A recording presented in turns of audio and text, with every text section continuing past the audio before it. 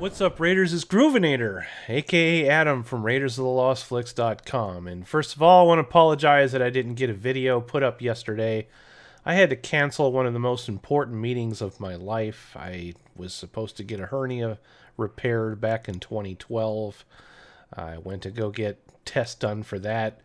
They found all these other problems with me, so I wasn't able to get it repaired then.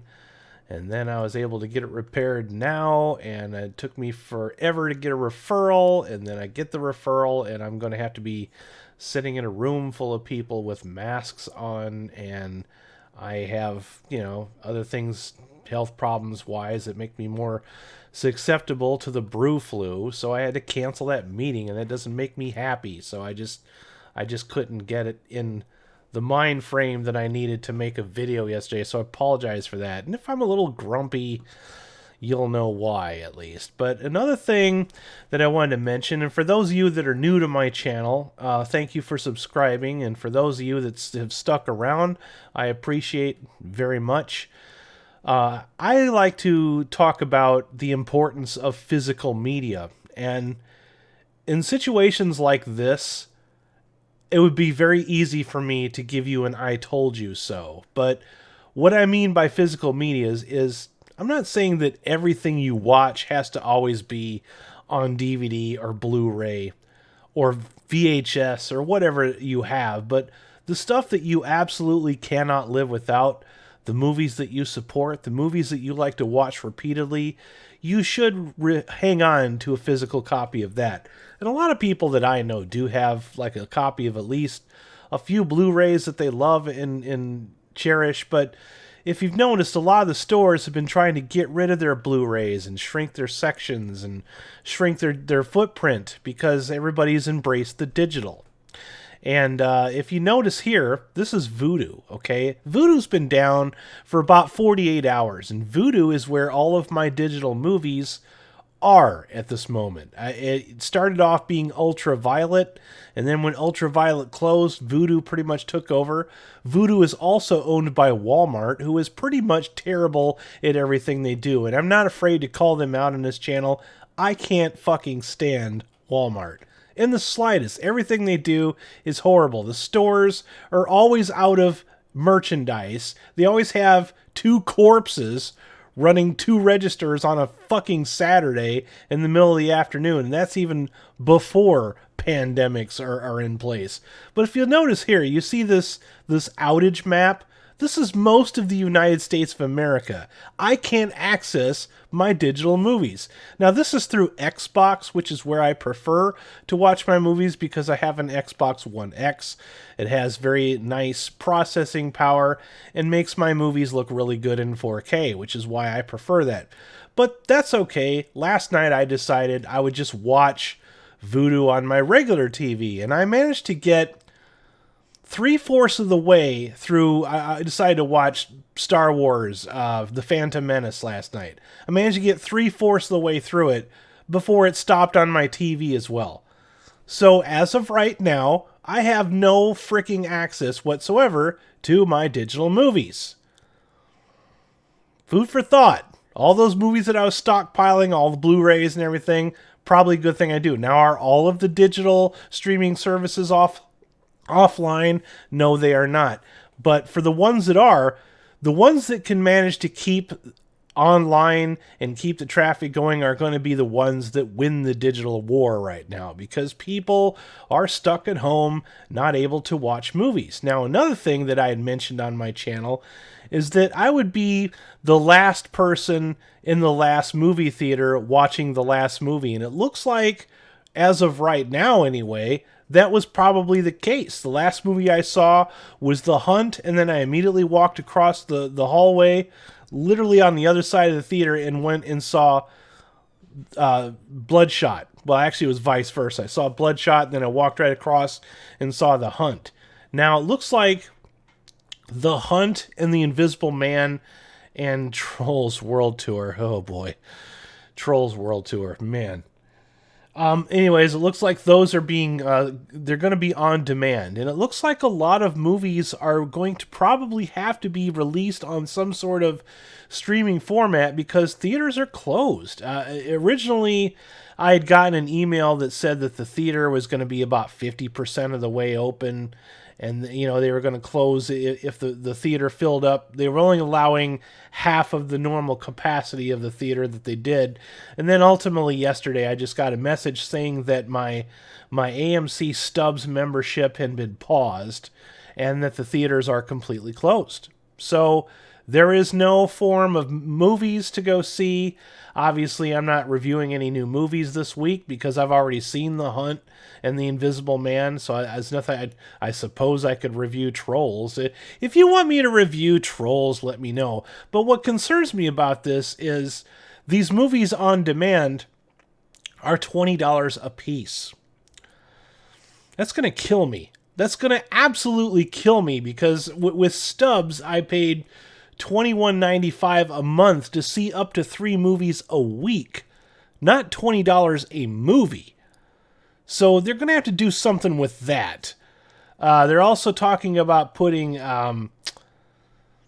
Black Widow on streaming service. So they'll probably put that on Disney Plus. Now with Disney Plus, I didn't pay Disney a dime because I can't stand Disney, but I still like some of the products that they put out. I actually went and saw Onward, and I said it was a pretty good movie. It's a movie that has unfortunately suffered from a lot of bad marketing and current events, and if it's something that you decided to stop and watch, just watch Onward. It's actually a pretty damn good movie. They made a big deal out of a scene that had one ancillary character in it, and it's not something that affected the rest of the movie. It's not pandering. It's not indoctrinating people. It's just a character that made a reference to something. And it's kind of unfortunate all the work that got put into that movie was just underappreciated because of Disney's flag-waving marketing that they like to do. They like to jump up and down and brag about how they're the first to do this and the first to do that and the first to put that and everything. They don't ever tell you why you should just go see a good movie. Disney doesn't like to do that. But anyway, I don't want to get too far off the topic. So yeah, Stubs has been suspended, and I have no idea when they'll turn back on. At least they're not charging me for it, because it's really hard to cancel a Stubs membership. They make you wait 6 months before you can reapply again. So once you start paying them, you're kind of locked in. And for somebody like me that likes to go and review movies, and it's been great for my channel to be able to review movies. This kind of sucks because I don't want to pay for every single streaming service there is, but now I'm going to have to figure out where to consume my media. Here it is right here. AMC theaters will close across the U.S. for 12 weeks and pause all A-list memberships. I don't really feel any need to read this article. I just told you what they did. It says right here that Onward lost money. What I wanted to mention, though, is how this is going to affect the movie landscape. And right here, this is from Collider. It says C-word will change the future of watching movies. Yesterday, we reported that Universal was overriding its typical 3-month release window to make new releases like The Invisible Man, The Hunt, and Emma, and the upcoming Trolls World Tour available as premium VOD rental as early as this weekend. Universal has wanted this for a long time, going all the way back to 2011's Tower Heist, and now there's a real-world emergency that finally gives them the cover to make this movie. That's not to say that it's a bad or callous business decision, but I can't say it. C-word does give the studio and other studios the cover for a paradigm shift to business where exhibition chains like Regal and AMC, which are currently shutting down, can't push back because it's not like they show movies right away now. Anyway, theater distribution has been an endangered species for over a decade now. They used to have a fairly comfortable business model where a movie would run in theaters for weeks on end, and the longer a movie ran in theaters, the more profit a theater would make in addition to what they earn. from their primary source of income, concession sales and pre-show marketing, but then the business model changed to where all that mattered was opening weekend box office, and theaters didn't really see much of that cut. The studios kept pushing to shorten the theatrical window because a movie that's not available for home release is revenue that a studio isn't seeing.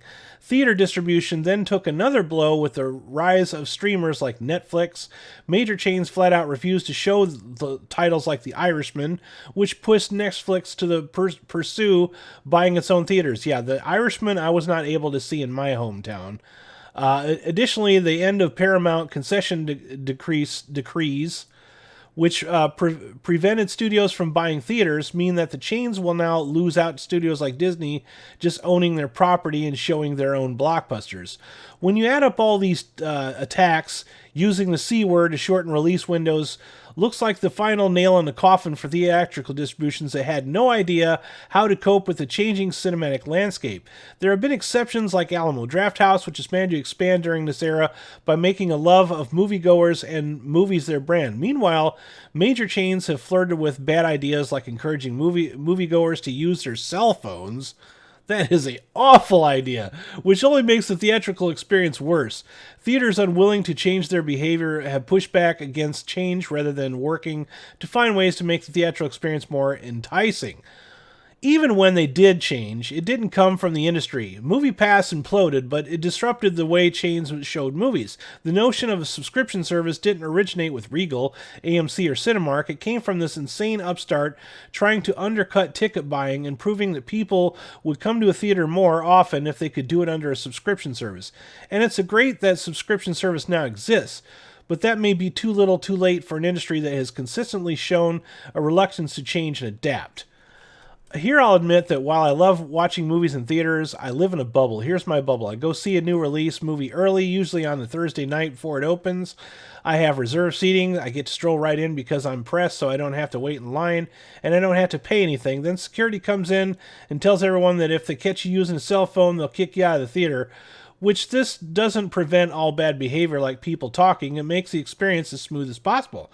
Now let's compare that to when the average consumer has to go through. They have to pay about $10 national average, which is $9.74 per ticket.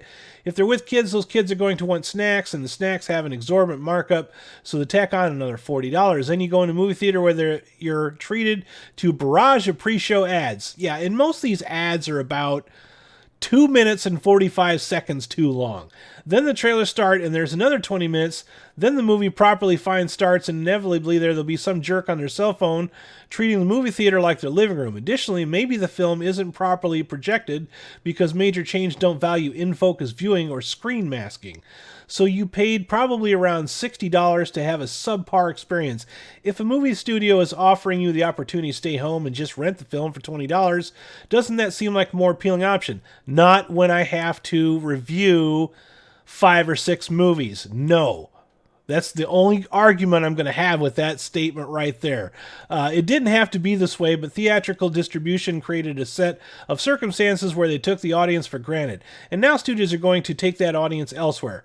C-Word is going to create a set of circumstances where audiences get used to watching major new releases at home. At this point, it's really just a question of how big the blockbuster will be. It should be noted that Universal opted not to make F9, the new Fast and Furious movie, part of their home viewing offerings, but instead punted the title to April 2021. There's the outcome I see with this.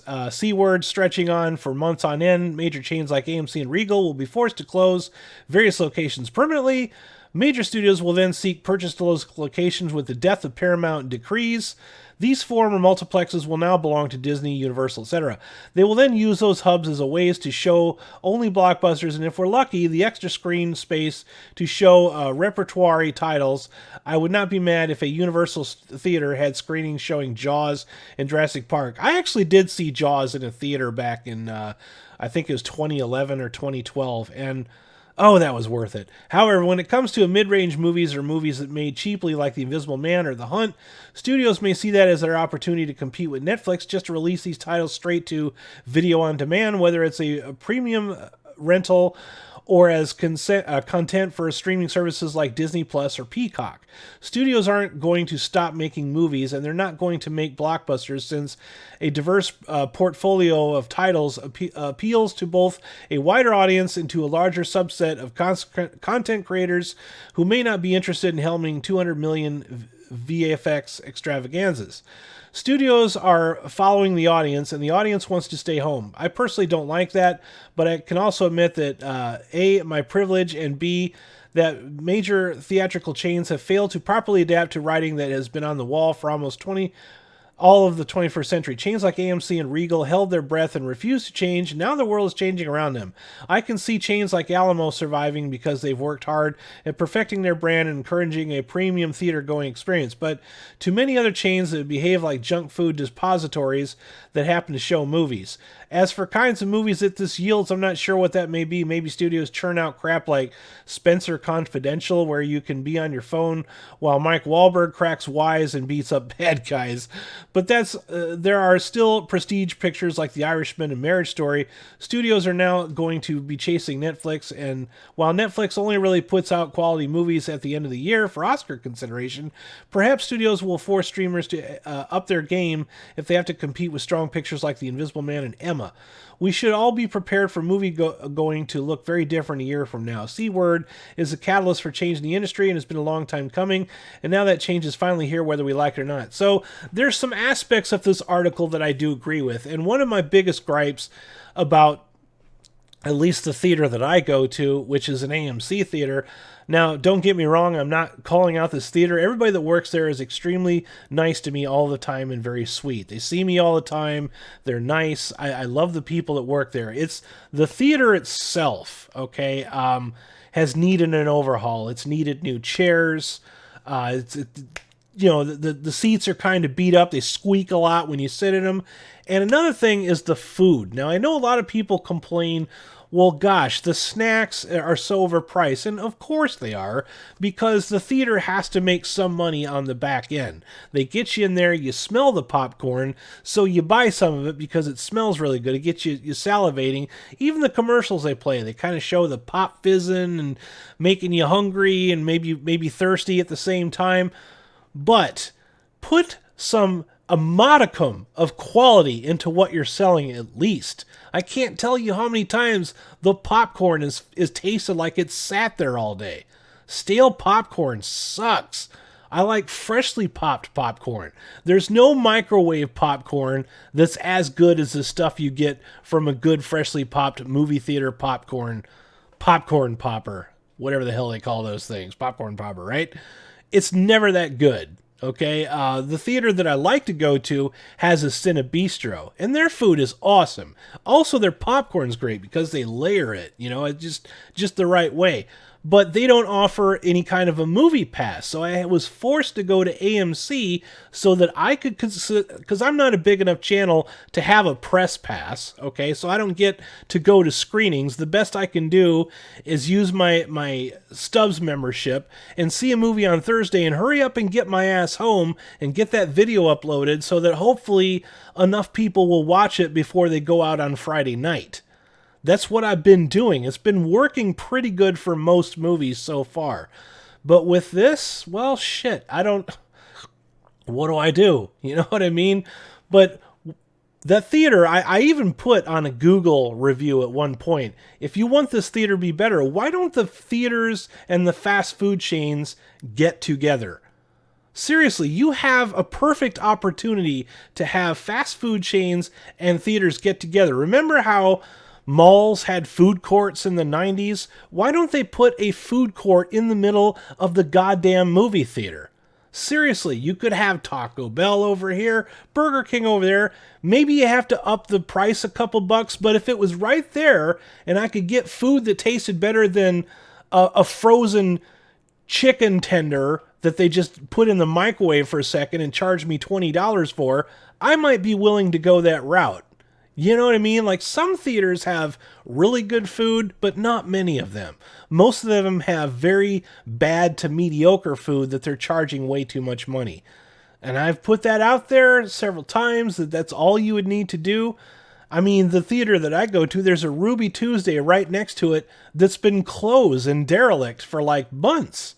Why don't they put something right there? You know, I mean, it's wasted opportunity, and it's just a lot of we don't care. You know, that seems to come from the top, not from the people that work there. I mean, they are trying, except like I said, there are days where I don't want that stale popcorn. I wish they would keep that shit fresh, especially if they're going to charge you an exuberant amount of money for it. But you know, this is interesting. We'll be covering it, you know, as it develops. But I just wanted to address this out there. And like I said, if you have your physical movies, cool. You know, if you don't have them by now, I don't know what to tell you. I don't, like I said, I don't take any joy in saying I told you so. But I noticed that there would be a trend that there would be an overwhelming amount of people streaming because of one situation or another, and it would not be able to handle the stability of all the incoming traffic. And, you know, that's how you wound up with this right here. I've got, you know, digital movies on Vudu that I can't access. Now, I don't have anything digital, you know, the wall of movies behind me to my left there, those are all the movies that I can't live without. So I have all those physical, and I will be watching those until Vudu sorts their shit out. But anyway, what do you guys think? Leave a comment down below. Sorry if this wasn't all happy, upgoing news, but I just had to cover this. Also, I want you guys to subscribe to Goober Bros Entertainment and check out that channel tonight. We're going to be watching a movie over there and having a few laughs. So if you want to join us and get away from it all, make sure the link is in the description. Go ahead and subscribe to that channel. That'll be 8:30 Eastern Standard Time on his channel tonight, where I'll be live. Then, of course, I'll be back on Raiders of the Lost Flicks live this weekend on Friday night, 8:30 p.m. Eastern Standard Time on my channel, where we'll be watching Prisoners of the Lost Universe. Now, also, I'm working on a couple of different projects. I had to just pause everything I did yesterday because, like I said, I was just in an absolute shit mood, and I apologize I didn't get anything out. But, hey, I got something out today, and I got a couple of different things that I'm working on. They're movie reviews that hopefully you'll enjoy. So, thank you for subscribing to my channel. If you haven't done so already, please do so. And, hey, if you could hit the thumbs up on the way out, that would help me out a lot, too. You guys try to have yourselves a groovy day, and I'm going to do the same. This is the Groovinator signing out. Peace.